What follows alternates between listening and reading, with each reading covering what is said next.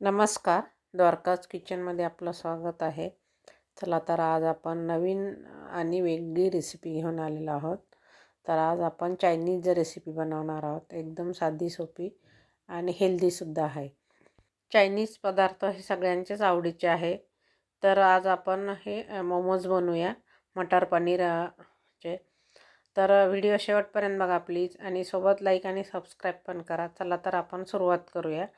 तर आज आपण मोमोज बनवणार आहोत. तर त्यासाठी मैदा घेणार आहोत. आधी आपण मैदा भिजवून ठेवणार आहोत. तर 2 वाटी मैदा घेतलेला आहे. चाळून घेतला. थोडंसं चवीनुसार मीठ घातलं. त्यानंतर थोडं थोडं पाणी घालून आपल्याला ह्याचं पीठ भिजवून ठेवायचं. जसं आपण कणिक भिजवतो गव्हाची पुरीसाठी, त्याप्रमाणे आपल्याला हे मैद्याची कणिक भिजवून ठेवायची आहे. खूप पातळ नाही करायचे. बघू शकता तुम्ही, थोडीशी घट्टच पाहिजे. थोडंसं तेलाचा हात लावून मी हे पिठाला झाकून ठेवूया. तोपर्यंत आपण दुसरी तयारी करून घेऊया. आपण खूप भाज्या नाही वापरणार आहोत. तर बघूया आता. तर अर्धी वाटी मटार घेतले, अर्धी वाटी किसलेला गाजर घेतला, एक कांदा घेतला, 2 हिरवी मिरची आणि अद्रक लसूण. तर आपण हे चॉपरमधून बारीक करून घेऊया. हिरवी मिरची, कांदा, अद्रक लसूण आपल्याला फक्त बारीक कट करून घ्यायचे. जेवढं तुम्हाला बारीक कट करता येईल तेवढं तुम्ही बारीक कट करू शकता. तर हे सगळं आपण चॉपरमधून एकदम बारीक कट करून घेऊया. तुम्हाला दाखवते मी. तर कांदा आणि ते आपण बारीक कट करून घेतलं. त्यामध्ये मी मटार घातले अर्धी वाटी. ते सुद्धा आपण हे चॉपरमधूनच बारीक कट करून घेऊया. जेवढं तुम्हाला बारीक कट करता येईल तेवढं करू शकता, किंवा तुम्ही मिक्सरमधून नुसते मटार भरडून घेतले तरीसुद्धा चालते. चला तर आपण आता पुढची तयारी करूया. बघू शकता मस्त सगळे आपले पदार्थ बारीक झाले. तर आता हे एवढ्या आपण भाज्या घातल्या, त्यासाठी आपण हे 200 ग्रॅम पनीर वापरणार आहोत. हे गोवर्धनचं पनीर आहे, ताजं आणि फ्रेश आहे. तर कढई गरम करायला ठेवली. 1 चमचाभर तेल घालायचं. खूप तेल नाही घालायचं आहे आपल्याला, फक्त हे थोडेसे परतून घ्यायचं आहे. तर त्यामध्ये आपण हे कांदा आणि हिरवे मटार आपण जे चॉपरमधून बारीक करून घेतले ते परतून घेतले. त्यानंतर अर्धी वाटी किसलेला गाजर घातला. ते पण 1-2 मिनिट छान मंद गॅसवरती परतून घेतले. आता आपण एक पनीर तुम्ही किसून घालू शकता, किंवा तसं हातानं कुस्करून घातलं तरीसुद्धा चालते. तुम्ही तुमच्या आवडीनुसार याच्यामध्ये अजूनसुद्धा दुसऱ्या भाज्या घालू शकता. एकदम बारीक कट केलेला गाजर किंवा शिमला मिरची किंवा कांद्याची पातसुद्धा घालू शकता. तर चवीनुसार मी मीठ घातलेलं आहे.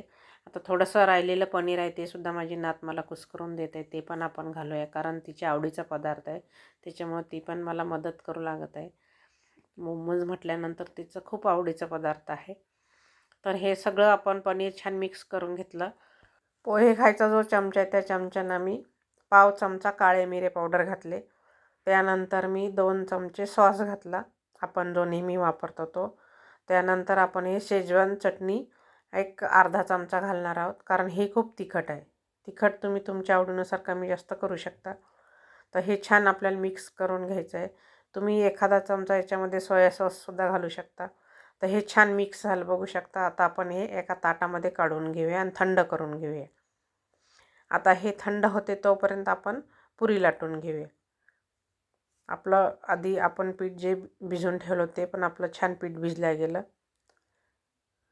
आता थोडंसं पिठाचा हात घेऊन आपल्याला याचे गोल गोल गोळे बनवून घ्यायचे, म्हणजे हाताला चिटकणार नाही आणि पुरी लाटताना सुद्धा चिटकणार नाही. तर आपण हे सगळे गोळे बनवून घेतले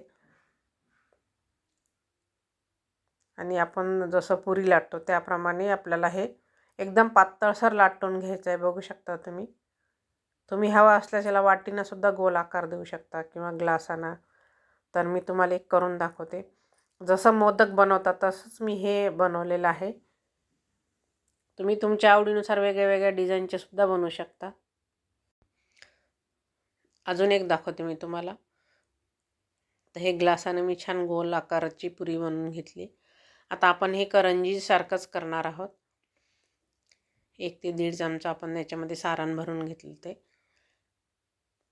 आणि छान मस्त पूर्ण हे करून घ्यायचं, व्यवस्थित दाबून घ्यायचं, म्हणजे जेव्हा आपण हे वाफवून घेऊ तर ते सुटायला नाही पाहिजे. तर हे असे तुम्ही मुरड पण घालू शकता, जसं आपण करंजी करतो त्याप्रमाणे, किंवा अजून वेगळ्या वेगळ्या डिझाईनचं करतात तसं. तर मी काही गोल पण केले आणि काही करंजीच्या आकाराचे पण केले. तर गॅसवरती मी कढई ठेवली. त्यामध्ये 2 ग्लास पाणी घातलं. सुरुवातीला फुल गॅस ठेवायचा. आता आपण त्यावरती प्लेट ठेवणार आहोत. त्या प्लेटला आपण तेल लावून घेतलेलं आहे. त्यावरती आपण हे मोमोज बनवलेले आहेत ते ठेवूया आणि वरतून झाकण ठेवूया. सुरुवातीला आपण 5 ते 6 मिनिट फुल गॅस ठेवायचा, त्यानंतर मध्यम गॅस करायचा. पहिले 5 मिनिटं नंतर 10 मिनिट आपल्याला हे मध्यम गॅसवरती वाफवून घ्यायचे आहे. म्हणजे टोटल 15 मिनिटं आपल्याला ठेवायचे आहे. बघू शकता 15 मिनिट झाले.